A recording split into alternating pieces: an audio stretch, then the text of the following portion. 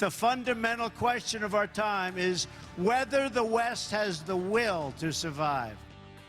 As globalization and technology open the world to new superpowers, is the West too focused on itself? Hello, I'm Anand Naidu, and this is The Heat.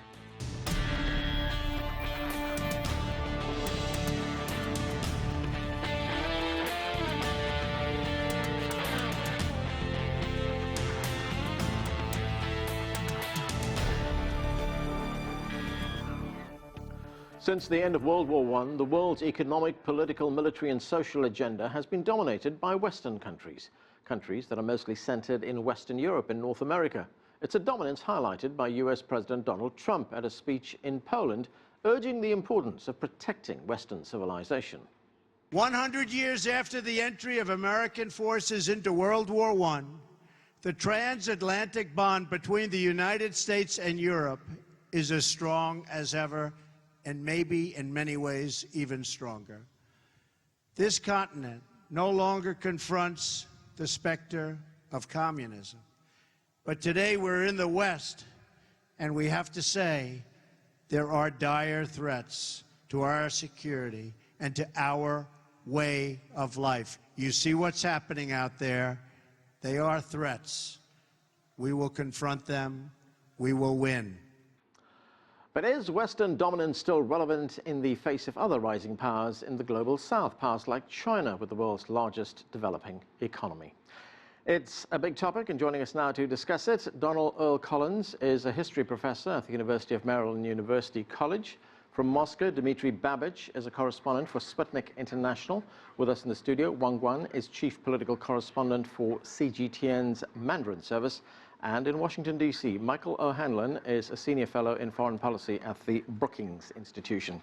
Thanks to all of you for joining us. Donald, let me start with you. You recently wrote a piece called The West's Obsession with Itself. Among other things, you said that the West sees itself as the pinnacle of everything humanity has achieved. Somewhere in there, there's a question mark. You don't believe that, right? Absolutely not. Doesn't mean that Western culture hasn't achieved anything. It's achieved a tremendous bit. It's just that that's not the whole story. For everything that it's achieved, there have also been evils and ills that have been inflicted upon humanity as a whole. And so, what I'm saying in that piece is the fact that Western civilization is imperfect, and that it needs to own up to its imperfections as much as it owns up to its perfections. Did other cultures, other peoples, other groups also make a contribution to what we today call Western civilization? Absolutely. In fact, without those contributions, there would be no Western civilization as we know it today. Without the contributions of Arab Muslim civilizations, Chinese civilizations and dynasties, Indian culture and civilization, even African civilizations, the West would have not had its ability to move forward scientifically, technologically, in terms of its discoveries in the New World and in the Western Hemisphere, and so on. And so without that, there is no Western civilization as we know. It's certainly not the dominant force that it's been in the past 300 to 500 years. Okay, let me go to Dmitry in Moscow. And Dmitry, when we talk about the West, and some people see this as code language for white Anglo-Saxon Christian people, but it sees itself as something of an exclusive club. But here we have Russia, which is also a white country, but it's not part of that club. Why not? Yes. Well, I think that the West should be given its due, and even though I agree with the previous speaker that, for example, the ancient Greek civilization would not be complete without the Egyptian, they took a lot from the ancient Egypt, they took a lot from the Persian Empire. So I agree completely that there was this intermingling, interchange of civilizations during the whole history. But I think our current period is exclusive, and it's not about Christianity versus Islam or the West versus East. It's a much bigger problem, and I would say a much more local. The global West now, it's not about being Anglo-Saxon or being Christian. It's about being a member of the European Union or the United States and their club of allies. We know them all, Canada, Australia, Japan, the others. So if you are not a member of that club sees you as somehow imperfect, and the best thing that you can do for yourself is to basically subdue yourself, fulfill all the requirements, and then join this club. You know, the problem is that the requirements are simply unfulfillable. As we are talking to you right now, just to make our conversation more topical, the EU is imposing sanctions on its member, Poland. You know, Poland may be deprived of its vote in the European Union. Why? Simply because the EU didn't like the way, you know, the Polish parliament wants the judges in Poland to be appointed. That's an interference. Even the Soviet Union did not decide how the Polish people should appoint their judges. In the same way, the EU now is penalizing Venezuela. You know, they don't like the Constituent Assembly that Venezuelans have elected. So in this situation, I think the problem is more local. It's not about West versus East. It's not about Christians versus Muslim or non-Christians. It's about the globalism, neoliberalism, basically the United States and the EU against the rest of the world, against other countries. All right, Wang Guan, if we look at the last 100 years ago, and especially after the end of the Second World War, it was Western nations, primarily the United States, that created the infrastructure for international relations, the so-called Bretton Woods infrastructure that is talked about. But now we have emerging powers like China. How is it changing? I think people should not forget how much it took China to get to where it is today. For 30 years, the Western government, the US government in particular, did not recognize the Chinese government. It took 30 years, thanks to President Truman's anti-communism policies, and also advised by his top aides. So for those 30 years, China was under Western blockade. It was a very difficult period of time. So China only recently has reasserted itself as a global military and economic power. For the past 40 years, we saw the development there. Right now, it's, of course, the world's second largest economy. But still, how much China has dominated, has changed this status quo? Well, slowly but surely. In the terms of military sphere, China still sees the United States as the dominating power. Its forward deployment strategies around the world, in Eastern Europe, in Asia Pacific, remains largely unchanged. In the economic sphere, China is catching up very fast. We know it's the largest trading nation in the world, the top trading partner for the United States and also the EU. So slowly but surely, China is changing the global power structure, but still, the United States is undoubtedly the world's #1 military power. Okay, let's go to Michael O'Hanlon at Brookings. And Michael, 600 years ago, the kingdoms of Western Europe were not exactly beacons of civilization. They were, as one historian called them, backwaters. You know, we look to Ming China or Ottoman Turkey for civilization. But that changed. What were the key factors that changed that? Greetings. Fascinating discussion with a lot of history and politics and philosophy and other things in it, and technology, and that's one of the things that changed. I think one of the best books on this question that you just asked is Jared Diamond's Guns, Germs, and Steel. And one of the interesting things about the European system of, as you say, 600 years ago or so, is that it became sort of a microcosm of international relations, but a lot of nations or nation states or formative nation states were fairly close to each other, and they competed with each other. And they competed with each other for military technology. They fought each other in territories that were between themselves, or sometimes they started, of course, to embark on colonialism in Latin America and Africa and South Asia. And it became a very competitive, frankly, very violent at times, community of nations. And so today's Europe, I think, has become much more peaceful. But there's no doubt that Europe essentially led the world in warfare for centuries.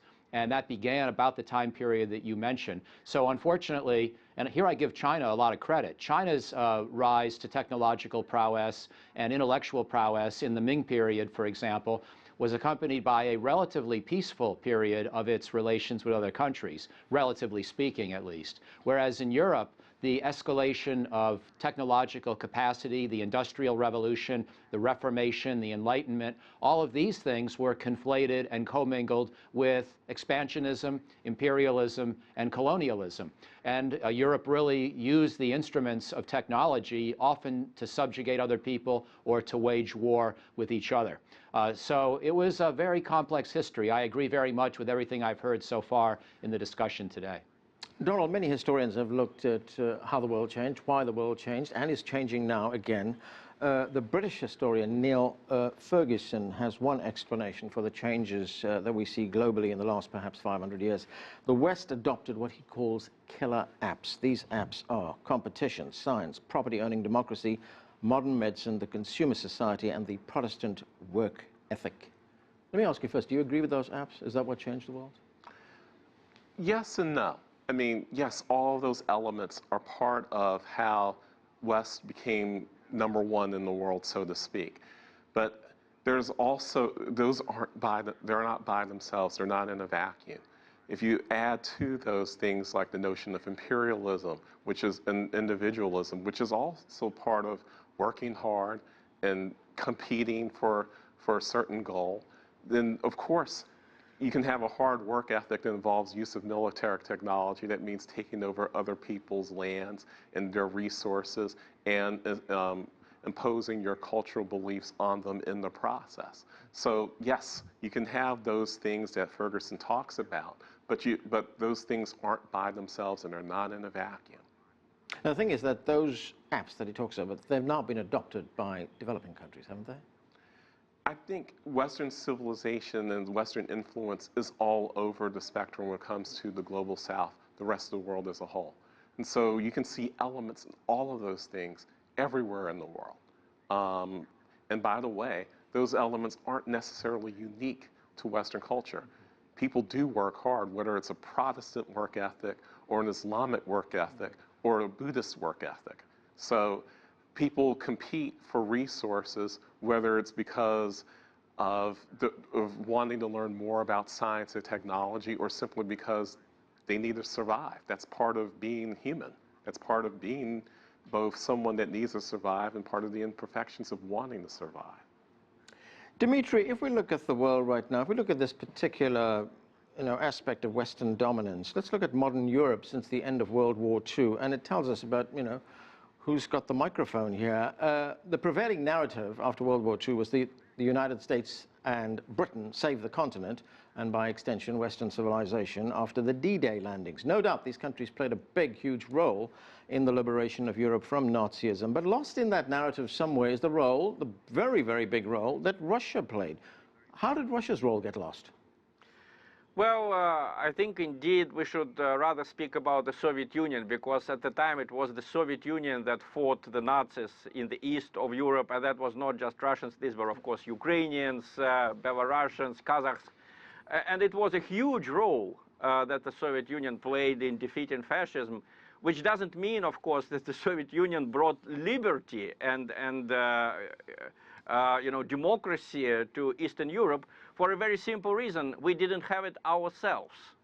So right now in Russia, we perceive it very negatively when people forget a very important element of what the Soviet Union did bring to countries like Poland, Romania, or Hungary. The Soviet Union saved people in Poland from annihilation, because during the Nazi occupation, they were simply physically destroyed. There were about 5 million Poles killed during the Nazi occupation. Of course, the post-war rule was no bed of roses, but the victims were counted by hundreds, possibly by thousands, certainly not by millions. So when now the monuments to the Soviet soldiers in Poland are being destroyed according to a new law that they adopted, of course, there is a lot of protest in Russia about it. But what I wanted to say is to agree with the previous speaker that actually the problem is that the West often says that the things that they have, really perfect things such as competition, such as control, democratic control of the government, that they are unique to them. That is certainly not true. In the imperial China, there were so-called censors who made sure that the emperor and his government would act according to the old, humanistic traditions. The Ottoman Empire, the reason why it united Turks and Arabs, very different ethnic groups, the reason why it united them was Islam. Islam was perceived as a dream, a system that can help the poor, keep the government in check. If the Sultan broke the Islamic law, the Sultan could be removed. So a lot of things that the West arbitrarily ascribes only to itself, they existed in other civilizations. They existed in other parts of the world, including Russia. In Russia, the role of the writers, such as Leo Tolstoy, was huge. You know, Leo Tolstoy was more influential than many government ministers. So in that way, we see the same mistake committed now. The West simply wants the other countries to follow it immediately, to introduce gay marriage, where sometimes it is impossible to introduce for historic reasons. They want to be copied immediately, bypassing centuries of development, very special development that had preceded you know, the Western changes in the West's own history. So I think that is a very important problem, you know, the impatience of the modern West.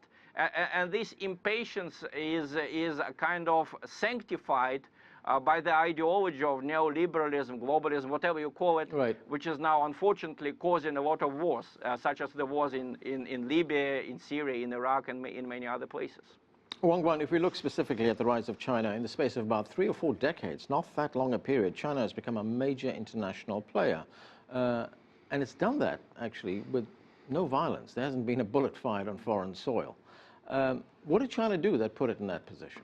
Well, I think an important thing to note is China's its national psyche, its culture, that is usually buried in the Western media narrative of this, you know, China bad, Russia bad, China threat theory. What I'm saying is, in Confucianism, which is a prevalent quasi-religion kind of teaching belief that has a very universal impact on the Chinese society and its psyche, that says, 己所不欲，勿施于人, which means do not impose on others what you do not want done to yourself. So throughout history, what we saw was China's, you know, foreign policy of non-alliance, and right now is policy of inclusive growth with the world as a whole community, and also to forge win-win partnerships, to do trade, increase trade, to do trade as much as possible, even with the US, which sometimes they see as hostile power, and vice versa, and also with the European Union, South Asia. So I think it is this Confucian teaching, this mentality of the coexisting with other countries and do not impose what you do not want done to yourself. Michael, Western nations certainly have a great deal of military power, sometimes known as hard power, but they also are dominant in what is known as soft power.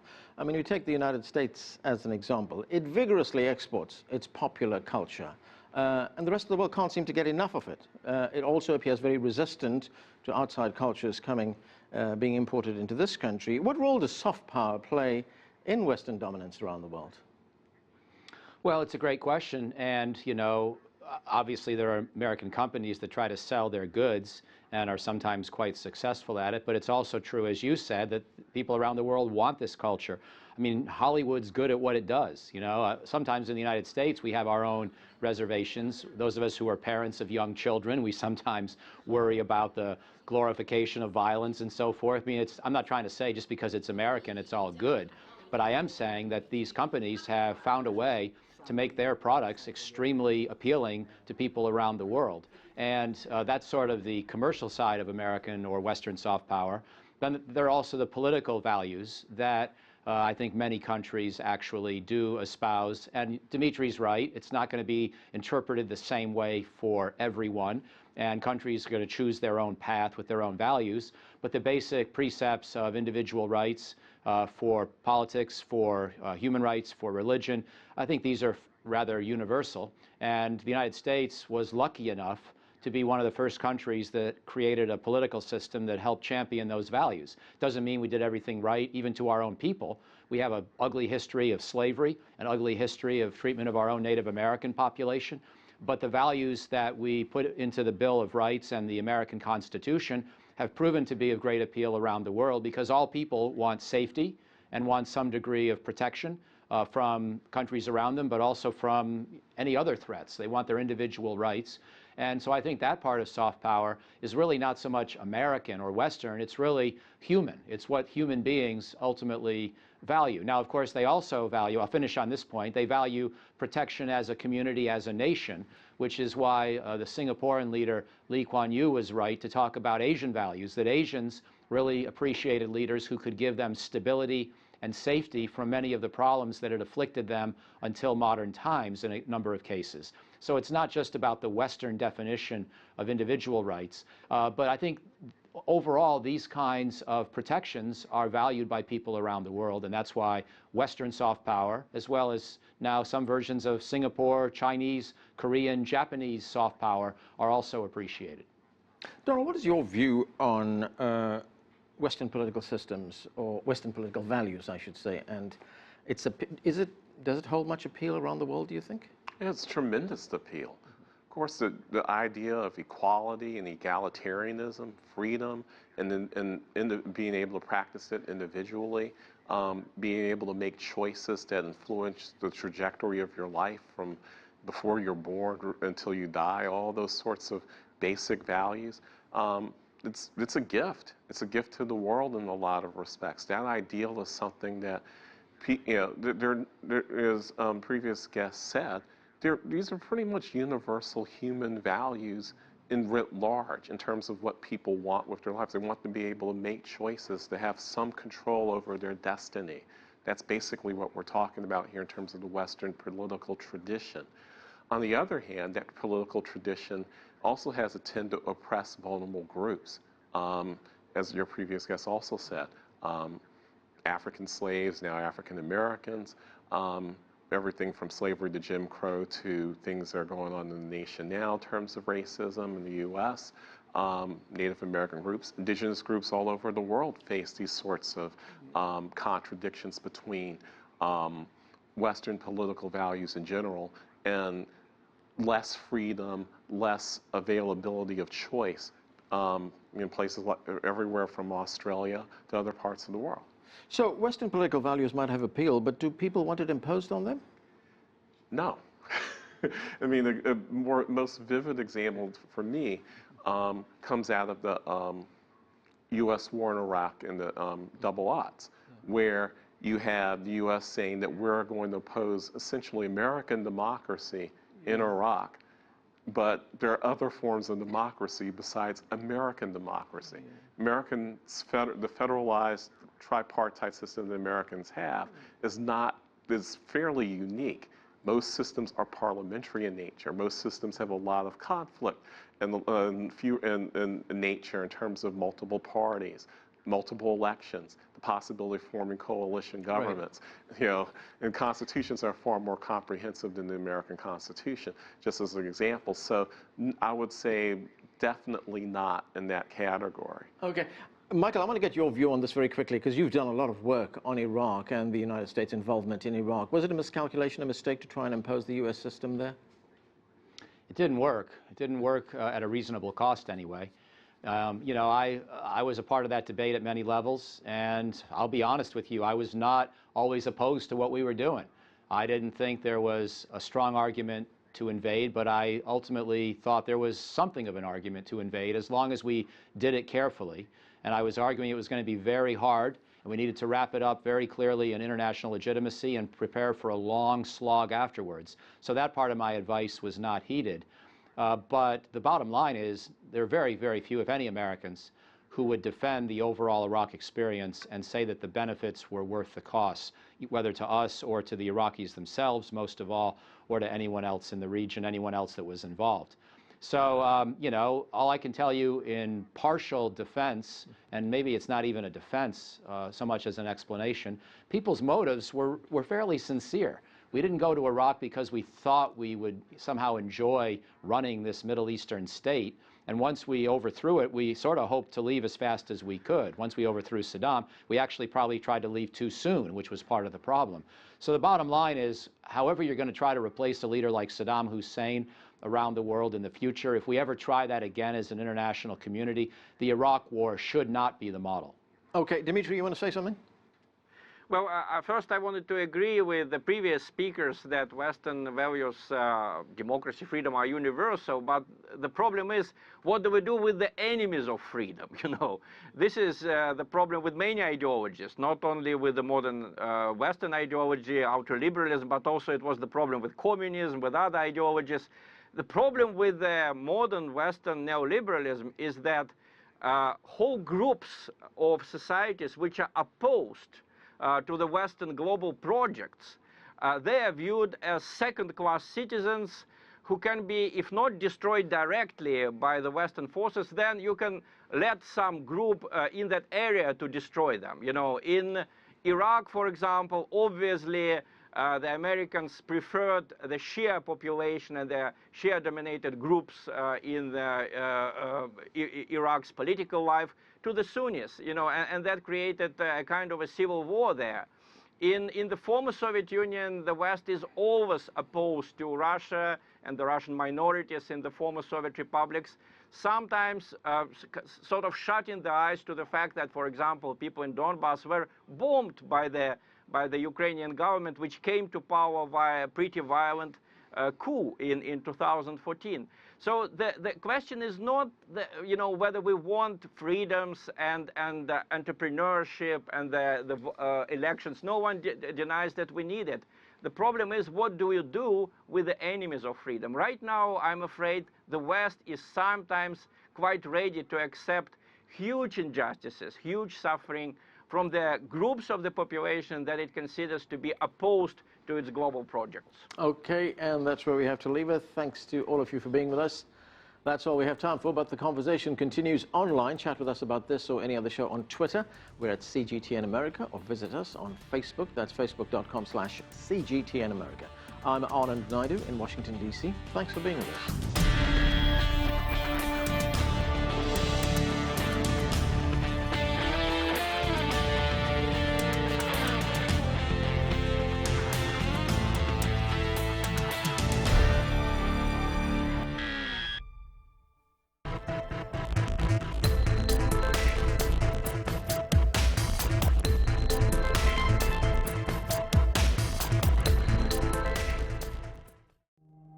In order to understand the world we report on every day, it's important to explore. Going between Beijing and Washington helps me to understand the powerful shifts underway on the global stage. There are different blueprints for the future emerging in these capitals. And that may be the most important story of our time.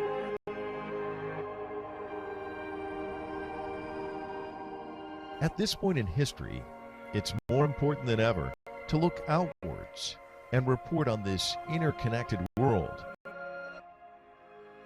If your view as a journalist is inward, you can become fixated on one story, one person, or one country, and you're likely to miss larger stories right in front of you. We can provide you with different perspectives. If you're like me, interested in the world around you, and thirsting for a more complete worldview,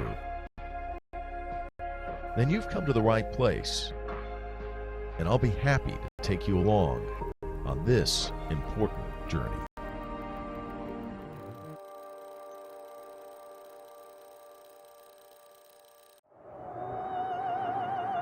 Life moves pretty fast. Ideas move at the speed of sound. Technology moves at the speed of light. If you don't filter out the noise, you might miss the details. We pay attention to the details because they matter, showing you a different perspective. See the difference.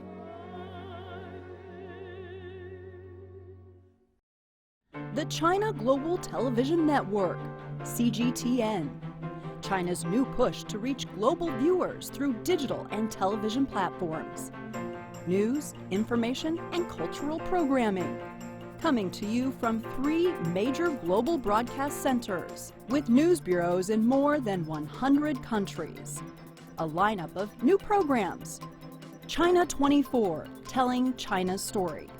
The Link, connecting Asia, Africa, the Americas. Global Watch, a new video magazine with world perspectives. Big Story, cutting-edge documentaries from across the globe. And news every hour on the world today. Targeting a growing audience all across the globe. Viewers who seek global news and current affairs with Chinese perspectives. The CGTN platform. See the difference.